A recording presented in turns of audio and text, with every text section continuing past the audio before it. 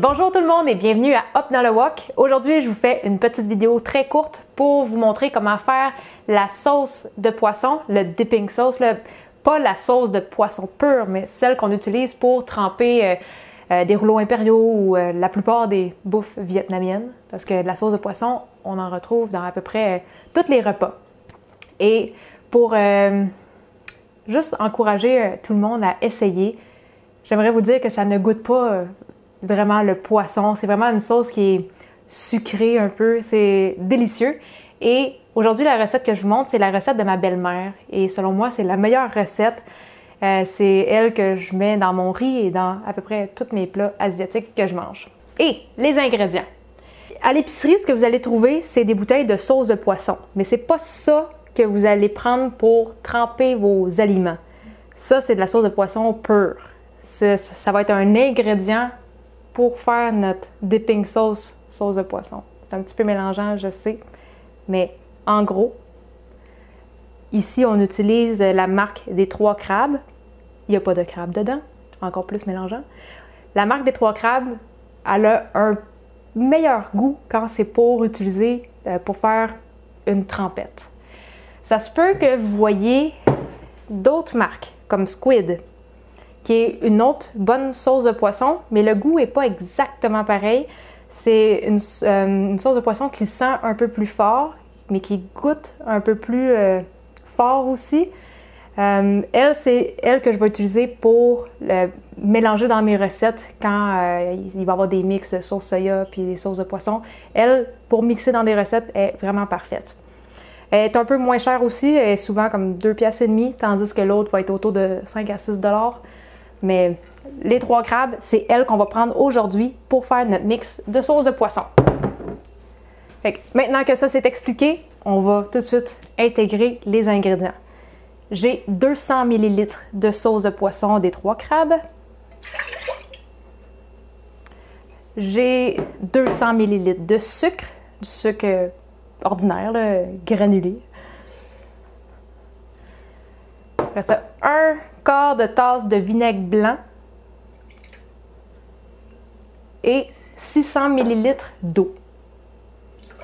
Fait qu'on fait juste tout mettre ça ensemble. On allume le feu. On attend que le sucre se dissout. Puis on veut amener le liquide à ébullition parce qu'on veut être capable de le garder au frigidaire pour un temps à l'infini. Ça se garde vraiment très longtemps au frigidaire, même 1 an, c'est encore bon. Mais pour ça, il faut qu'on tue les bactéries.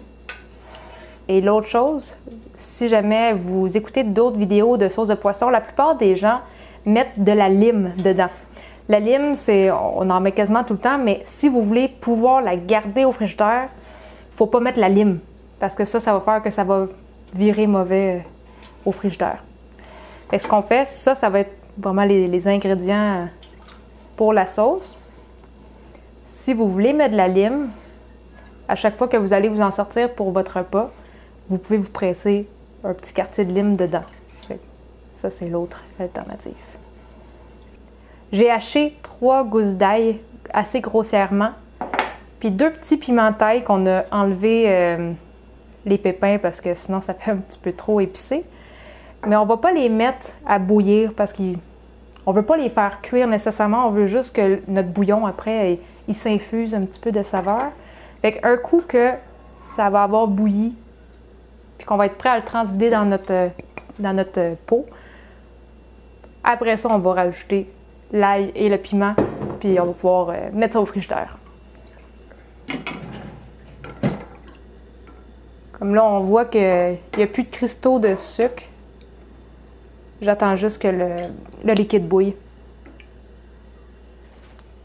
Là, mon bouillon, il a fini de bouillir. Il a fallu qu'on le laisse refroidir un petit peu parce qu'on va le transvider dans un contenant en verre et on veut surtout pas faire exploser notre contenant en mettant quelque chose de bouillant dedans.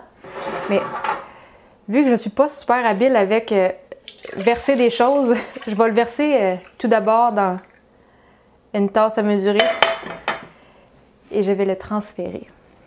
Et ça fait 1 litre. J'ai Toutes les mesures que je vous ai données, c'est pour que ça fasse 1 litre, parce que chez nous, j'ai juste des bouteilles de 1 litre. C'est juste plus facile à serrer.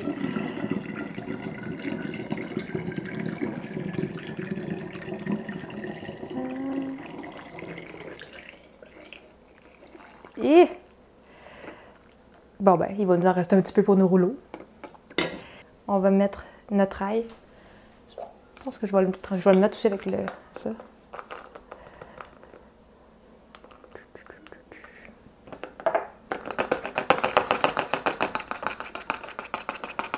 Il doit avoir des meilleures manières que ça, mais en autant que ça marche. Et même chose avec les piments, et ça, je vais essayer de ne pas y toucher parce que je vais me mettre les doigts dans le visage après. C'est une bonne technique. Et je vais juste venir en verser un petit peu plus.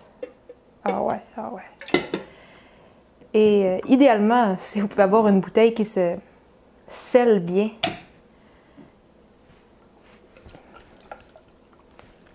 Là, vous allez voir, ils vont finir par caler.